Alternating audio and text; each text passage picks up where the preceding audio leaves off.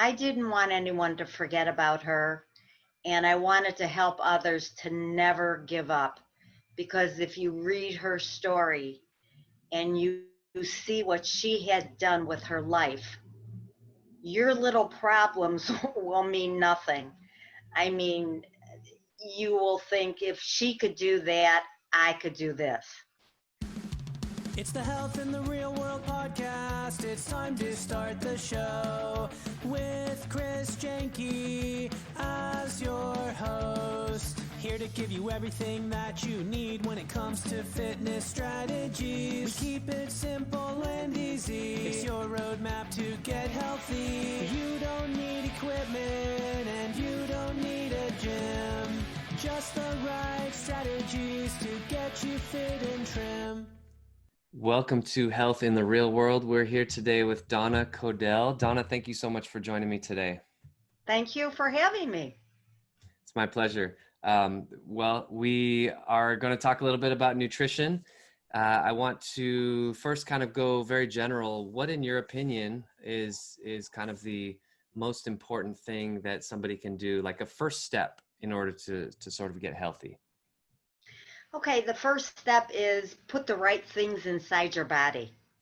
That's the very first step, because people, when they start a fitness program, you shouldn't start a fitness program if you're not eating properly. So I think that's the first thing that we need to do, is put the good nutrition inside your body and then go slowly, take baby steps with fitness. Right. And I think I tell that to my clients as well I say, once you start fueling your body properly, you're going to have more of a desire to move. And I think that's very important. Excellent. Correct.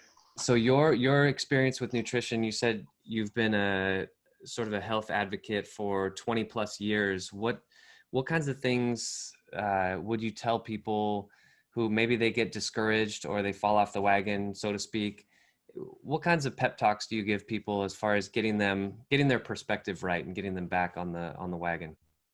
Well, first of all, you can't do a lot of things or expect a lot of things of yourself. You have to take baby steps. And like I said, the first thing is good nutrition. Put the good stuff inside your body. Then start walking. Then start doing different kinds of exercises. Weight training is very important. Aerobics is good. So just little things, little time. A lot of people go, oh, they can't eat this, and they have to do this, and they have to do that, and you get overwhelmed. So it's baby steps that you have to take. Right. Like when there's too many rules to follow and I have to do this. I love the concept of baby steps. It's like, I'm right here, right now, and I'm going to take one step. I'm going to make one improvement over the next days, weeks, maybe even months. And then once I've mastered that, I'm ready for the next one. Right. Absolutely. Absolutely. Yeah. Great. So turning the spotlight on you for a moment, because I think this is very beneficial. You know, people who are healthy, sometimes, you know, people will look at somebody who's healthy and say, oh yeah, easy for you, right? You know, you don't struggle with anything. But for you personally, where do you struggle with your health and fitness? And what are some strategies that you've been able to implement to sort of overcome those struggles? Well, I'm kind of lucky. I mean, I never was a heavy person. And I've always been into sports and physical activity. So struggling with stuff is, I'm very motivated, and I can help others do the right thing. Um, and if you fall off the wagon, that's okay. You know, we can't always not eat that pizza or not eat that hamburger or whatever. So, because I always tell people, I'm not giving up my pizza. Right. You shouldn't have to, right? No, of course not. And the products that I use, you're able to cheat a little bit. Right. So I mean, you just find a partner, I think. Find a partner that will motivate you. Find someone that is a motivator, and speak to that person every day. And if you fall off, give them a call and let them give you a talking. Isn't that's so powerful, having that motivator? And I think what you just said is one main reason why I wanted to start this interview podcast show I guess it's been 2 months, a couple months ago, is just hearing people who are, not perfect by any means, but who are kind of accomplished in the health and wellness area, and just kind of hearing what goes on in our brains, and getting that out there, and getting that, so that person who's maybe struggling a little bit can hear this person and this person and this person kind of give their 2 cents about health and wellness, so to speak. Right. And I think if you put the right foods inside your body and the right nutraceutical supplements, you will do well. Absolutely. Yeah. And like you said, you don't have to get rid of pizza. If 80-90% of what you eat is top quality, then, my big thing now is I go to a kid's birthday party, right? I have 4 little ones running around crazy right now, and they're all young, and they have birthday parties. They have, pizza and ice cream and cake, and there's always everything's bad at those parties as far as that. But, Right. you know, but if 90%, right, you're good. Donna, I'd love for you to share your story about the book that you and your husband co-authored. This is a powerful story, and I think very inspiring. And would you be open to sharing that? Sure. Sure. My daughter was diagnosed in 1972. Actually, she was born, I'm sorry, in 1972. She was diagnosed in 1974 with cystic fibrosis.